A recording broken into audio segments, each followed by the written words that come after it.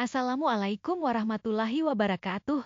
Anak-anak, apa kabar kalian hari ini? Semoga selalu sehat dan bersemangat. Norma adalah aturan, pedoman, atau ketentuan yang berlaku dalam masyarakat dan menjadi ukuran untuk menilai apakah suatu perilaku dianggap baik, benar, pantas, atau tidak. Norma dibentuk berdasarkan kesepakatan bersama, nilai-nilai, kebiasaan, dan keyakinan masyarakat untuk menciptakan ketertiban, keharmonisan, serta keadilan dalam kehidupan bersama. Norma dibagi menjadi 4 jenis. Yang pertama adalah norma agama, yang kedua norma kesusilaan, yang ketiga norma kesopanan, dan yang keempat adalah norma hukum. Keempat jenis norma ini saling berhubungan dan saling melengkapi satu sama lain. Berikut adalah perbedaan norma yang dirangkum dalam sebuah tabel agar lebih mudah untuk dibaca dan dipahami. Pembahasan terakhir adalah tentang hubungan norma dengan hukum. Keduanya berhubungan erat, karena hukum adalah bagian dari norma yang memiliki sanksi yang paling tegas, mengikat, dan memaksa.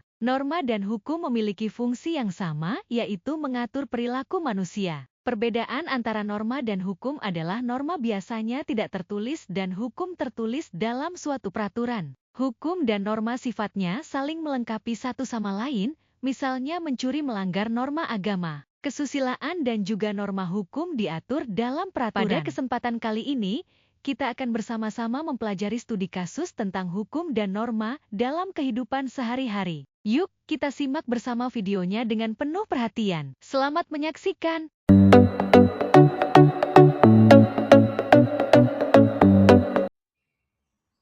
Di tengah kekacauan persimpangan yang sibuk, logam bengkok dan kaca pecah menceritakan kisah tabrakan yang dahsyat. Petugas polisi dengan cepat membuat batas. Gerakan mereka tepat dan mendesak. Bribtu Sari tiba. Kehadirannya memerintah saat dia melangkah ke tempat kejadian kekacauan. Andi, pengendara sepeda motor, berdiri dengan bingung dan disorientasi. Sangat berbeda dengan Pak Budi, yang kemarahannya membara. Dengan wewenang dan ketegasan, Bribtu Sari mengarahkan kerumunan. Mohon mundur, jangan berkerumun. Kami sedang mengamankan lokasi kecelakaan. Di dalam ambulans yang steril, Andi duduk. Wajahnya adalah kanvas penyesalan dan rasa malu yang mendalam. Bribtu Sari berdiri tegak.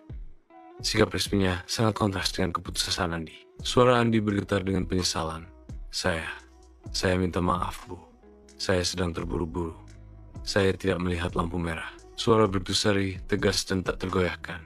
Anda akan diproses sesuai dengan hukum lalu lintas. Dia melanjutkan. Kata-katanya memecah suasana tegang. Menerobos lampu merah adalah pelanggaran serius dan dapat membahayakan nyawa. Andi mengangguk perlahan, menerima nasibnya dengan pasrah.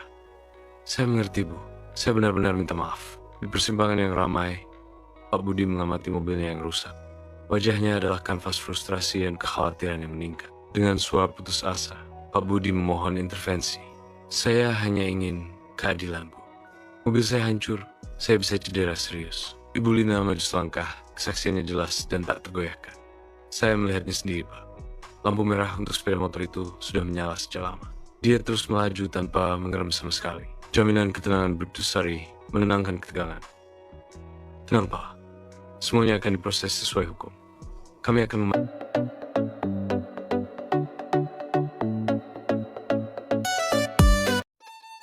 Di tengah kesibukan kota, Aisyah melangkah dengan percaya diri sambil menenteng tas. Simfoni suara kota kendaraan, suara pedagang membentuk latar belakang perjalanan damai Aisyah. Aisyah tersenyum tipis, sedikit isyarat kepuasan di tengah kesibukan sehari-hari. Tas kecil itu bergoyang lembut saat Aisyah melanjutkan perjalanannya, saksi bisu dari rutinitas hariannya. Kehadiran Aisyah memancarkan ketenangan. Dia adalah sosok anggun di tengah kota yang ramai. Aisyah berjalan menyusuri jalan yang ramai, tidak menyadari mata yang mengikutinya. Hai, manis. Mau pergi kemana sendirian? Seorang pria muda memanggil. Suaranya bernada mengejek. Tawa meledak saat yang lain ikut bergabung dalam paduan suara ejekan. Wajah Aisyah mencerminkan ketidaknyamanan, kecemasan, dan kegelisahan saat dia mendengar kata-kata yang melecehkan. Dia menundukkan kepalanya sambil menahan amarah, berusaha melindungi dirinya dari tatapan mereka. Aisyah mempercepat langkahnya, putus asa untuk menghindari perhatian yang tidak diinginkan.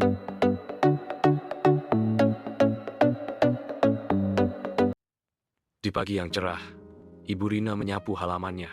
Wajahnya berseri-seri dengan gembira. Dengung jauh sepeda motor semakin keras, mengganggu ketenangan. Itu Raka. Ibu Rina bergumam, mengenali suara yang mendekat. Bayangan kekecewaan melintas di wajahnya saat dia bergumam. Anak-anak zaman sekarang sangat acuh tak acuh. Raka berjalan ke dalam rumah. Matahari, tengah hari, menciptakan bayangan panjang di belakangnya. Ibunya, Ibu Raka, sedang hati-hati menyiram tanaman.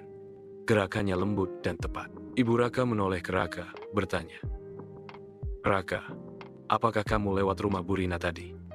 Dia sedang menyapu di depan rumahnya. Raka menjawab, "Ya, Bu. Tapi saya sedang terburu-buru. Jadi saya hanya lewat saja." Terdengar suara air yang lembut dan gemerisik dedaunan. Ibu Raka mengarahkan pandangannya pada Raka. Ekspresinya serius dan tak tergoyahkan. Raka tetap diam, tenggelam dalam pikirannya saat dia memproses kata-katanya. Ibu Raka mendekati Raka. Sentuhannya lembut dan meyakinkan saat dia meletakkan tangannya di bahunya. Dengan penuh ketenangan, Ibu Raka berkata, "Raka, cuma angkat tangan atau senyum itu tidak makan waktu loh. Kita hidup di lingkungan. Saling sapa itu penting." Yuk diskusikan studi kasus yang telah kalian tonton dengan menuliskan di Padlet. Padlet dapat diakses dengan melakukan scan barcode di samping. Pada akhir sesi, yuk kita mengerjakan kuis sederhana dengan cara melakukan scan barcode di samping. Terima kasih. Mari kita jadikan hukum dan norma sebagai pedoman hidup, agar tercipta masyarakat yang adil, tertib, dan harmonis. Terima kasih sudah menyaksikan video tentang hukum dan norma. Semoga bermanfaat. Wassalamualaikum warahmatullahi wabarakatuh.